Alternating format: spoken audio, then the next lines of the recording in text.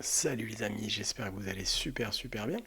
On va aller regarder ensemble aujourd'hui deux trois informations dont on était passé à travers sur la Corse, puisque on s'est rendu compte que les Corses arrivaient à bloquer certaines choses chez eux. C'est quand même bien. C'est quand même bien, le progressisme c'est bien, mais c'est quand même bien aussi de pas se laisser envahir dans certains cas par de la malbouffe. Non, je vous avoue que je découvre l'article et j'en suis étonné. Comment ils ont fait, parce que la Corse, c'est la France, normalement, et bah, ça l'est. Hein. Et qu'est-ce qui se passe? Pourquoi ils n'ont pas le droit d'avoir de McDo sur place? Ce qui n'est pas plus mal. On va aller regarder tout ça ensemble tout de suite. Bravo à eux, quand même. C'est parti.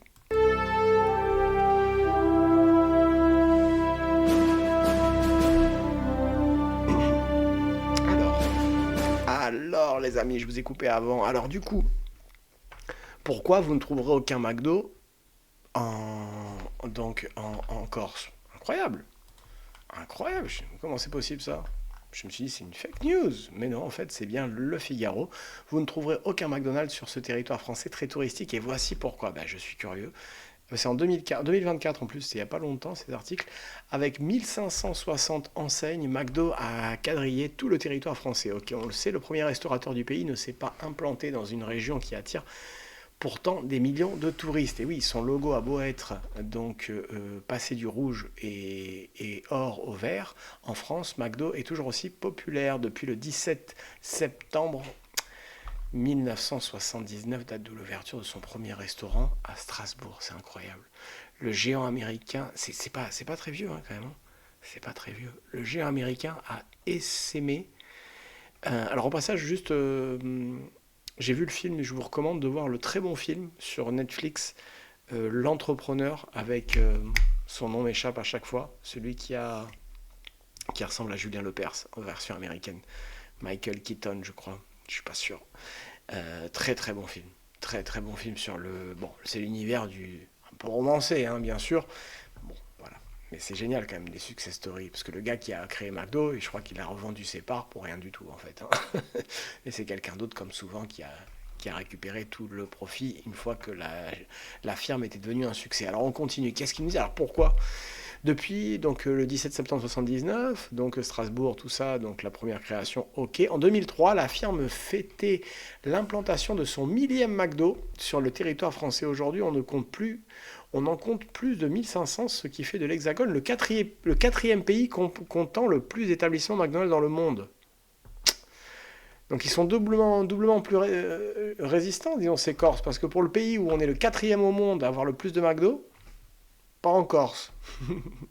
On préfère manger de la figatelli. Je crois qu'on dit comme ça. Je crois qu'on dit comme ça. Euh, on continue. Une seule région métropolitaine mais ultramarine résiste encore à l'envahisseur. Il s'agit plus particulièrement du Nil, donc l'île de Beauté comme on l'appelle, et de taille la Corse. Mais alors pourquoi l'île de Beauté se préserve-t-elle des Big Mac? Alors j'imagine qu'il va quand même y avoir des petites copies, je sais pas, HFC, tu sais, les marques là, qui ressemblent à McDo, je sais pas. En tout cas, parfois ça fait du bien un petit burger quand même, hein. On n'est quand même pas insensible comme ça, un peu de graisse quand même, hein. Ça fait du bien quand même. Et des calories. Mais alors pourquoi l'île de Beauté se préserve-t-elle des Big Mac? Alors plusieurs théories sont entendables. Le réseau routier de l'île ne serait pas toujours adapté à de telles infrastructures. La population à l'année serait trop faible pour représenter un intérêt financier pour McDo.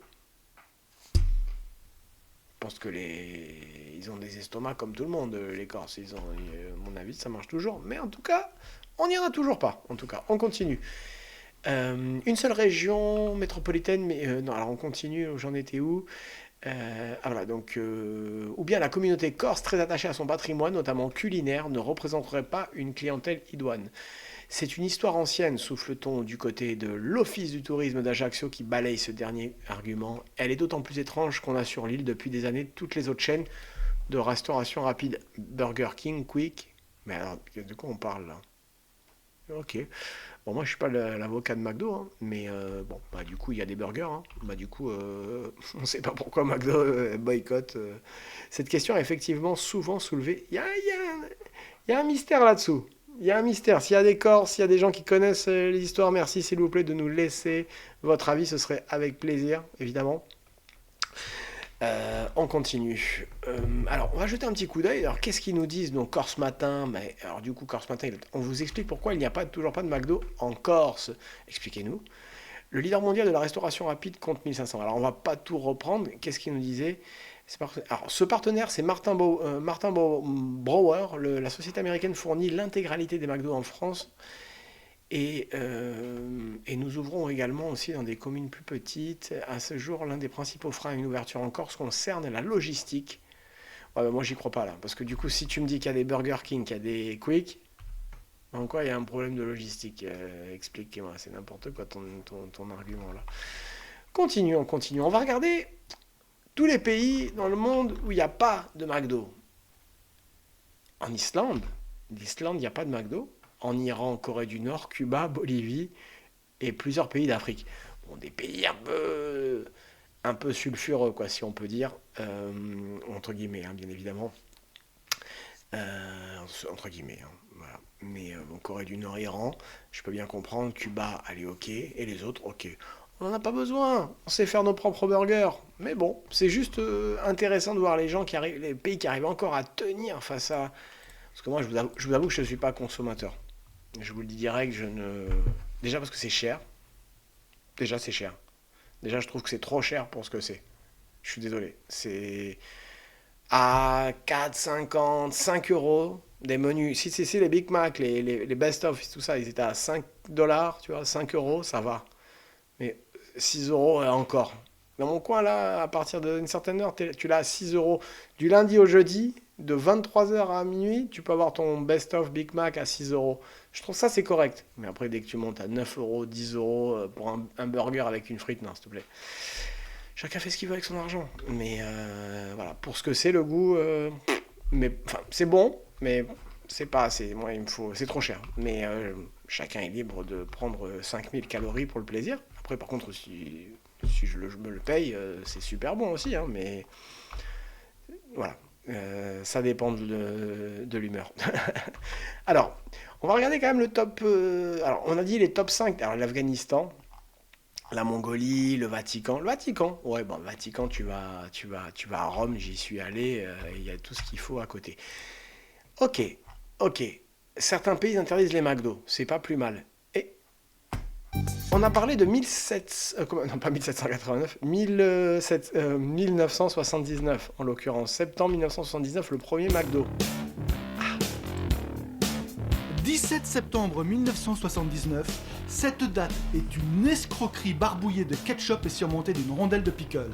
C'est, très officiellement, la date de l'ouverture de la première enseigne McDonald's en France, à Strasbourg.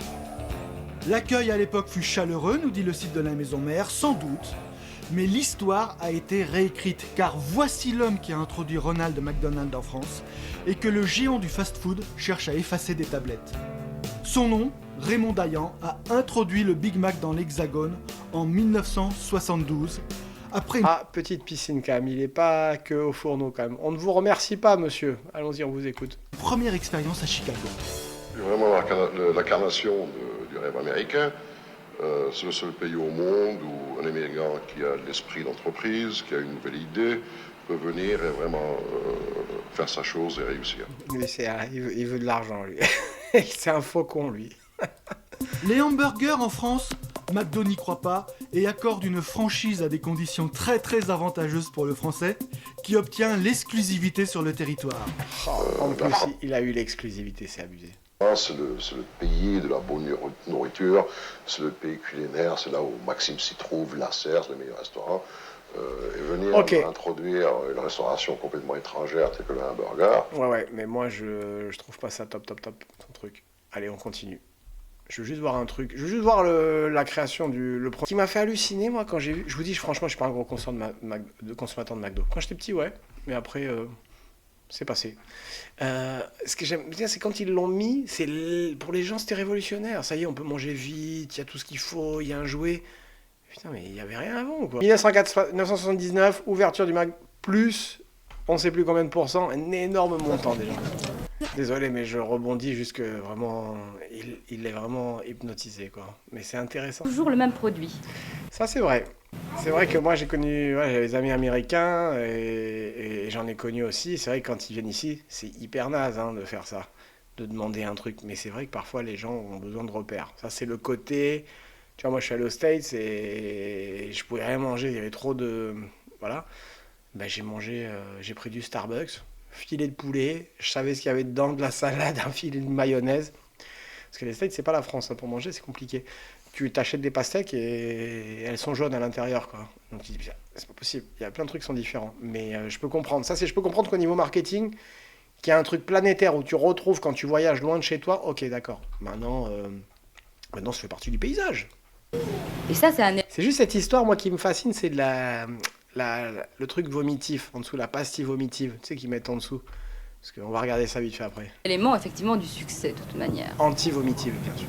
Et C'est de l'époque. Les mecs, ils ont vu le mouvement, ils ont dit, on monte du HFC, et ils se sont tous cassés la binette. Et dans le fond, à 2,80, c'était 2 francs 80, le café.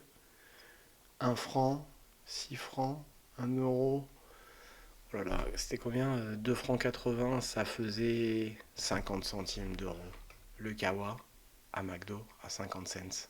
45 centimes d'euros le kawa. Ok.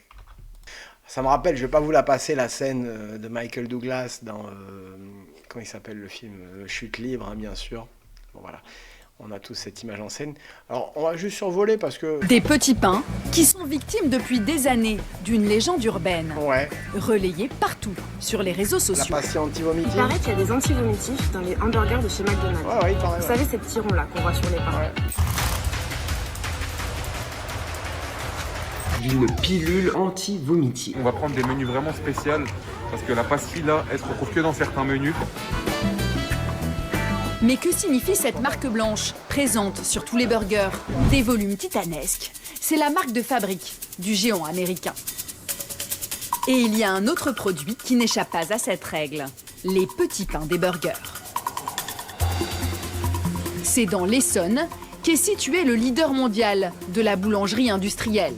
Ok. Bimbo, une entreprise mexicaine, la seule en France à produire les fameux buns de McDonald's.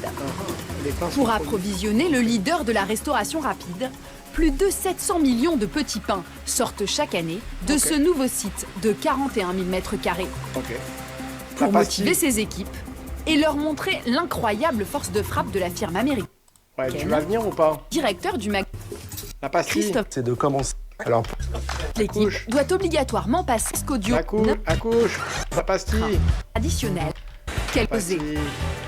Ça va donner à la pâte plutôt au pain sa texture régulière, fine, et ça va aussi Avec une précision, son cap On s'en fout, on veut la pastille. permet de... Ludovic n'en revient pas. Ah ouais, c'est impressionnant leur truc. Et à la sortie du four, Ludovic, avec son œil expert, sait tout de suite de quel pain à burger il s'agit. Ça, c'est le pain pour le first. Là, il est encore chaud, mais après, il va être emballé. Ah, ils changent de pain pour les burgers. Ah ouais, ils se Là, il est à l'identique de ce que l'on vend aux clients. font la qualité. Les gens du Vomitifs dans les hamburgers Ouais, de on chez peut avoir le McDonald's. vomitif ou Vous savez- faut se taper toute la vidéo? Ces petits ronds là qu'on voit sur les pains. Vas-y, un Spécial. couche. Parce que Puis cette marque blanche, présente sur tous les burgers. En fait, c'est l'heure de l'emmoulage. Tu te rappelles quand on laisse tomber les bâtons dans les moules, en fait, on va enfermer une bulle d'air. Une, deux, trois, des fois, c'est aléatoire. Et sa position, sa grosseur, son nombre, le nombre est aléatoire. Donc, Il a en fait, envie de c'est des rigoler, bulles d'air. Et en fait, Il y ça croit pas. s'expanse dans le four. Tu vois. Elle reste coincée tout au long du process, jusque dans le four. Voilà. C'est tout. Ok, circulaire, rien à voir. Ok, bah super, merci. Ok, bon après les gens se plaignent, mais Dimensionnel. bon, voilà, les gens se plaignent. Bon après ils sont quand même contents, vomi anti-vomitif ou pas, les gens mangent. Et bravo les Corses quand même, hein. Et on découvre aussi qu'il n'y a pas de McDo et il n'y a pas de Lidl non plus apparemment. Il y a des Burger King quand même, des Quick, mais pas de Lidl. Vous avez Action quand même, Action. Comment ça s'appelle aussi l'autre de Lidl là, le concurrent. qui en fait était son frère. Parce que vous savez que le patron de Lidl, son frère, il a créé l'autre en face. Comment ça s'appelle l'autre le mot m'échappe. Il y a Lidl et il y a un autre truc d'Eurodiscount comme ça, Discount. Et c'est le frère apparemment du propriétaire de Lidl. Les gars se tirent la bourre au passage. Alors pourquoi les Corses quand même n'ont pas de Lidl? C'est génial quand même. Enfin c'est génial. Ça dépend si t'es Corse et que t'as besoin de t'acheter à pas cher. À mon avis c'est le fait des frais, des frais d'intermédiation. En ce qui concerne parce qu'ils sont sur une île, mais bon, il y a quand même des îles où il y a des Lidl, une résistance contre l'uniformisation. Les Corses ont la ferme volonté de préserver leur patrimoine culinaire et culturel face à l'invasion potentielle de ces grandes enseignes. Ce contexte local favorise. Mais c'est génial ça. C'est génial. Si seulement on avait eu tenu ça pour le marché français, tu vois, ça aurait été bien quand même, tu vois. Moi, je trouve ça bien. Moi, je trouve ça bien de lutter pour préserver des choses de leur culture et refuser certaines évolutions. Hein. Qu'est-ce que vous en pensez, vous? Hein? Intriguant, n'est-ce pas? Laissez un commentaire, likez, partagez. Je vous dis à bientôt. Merci.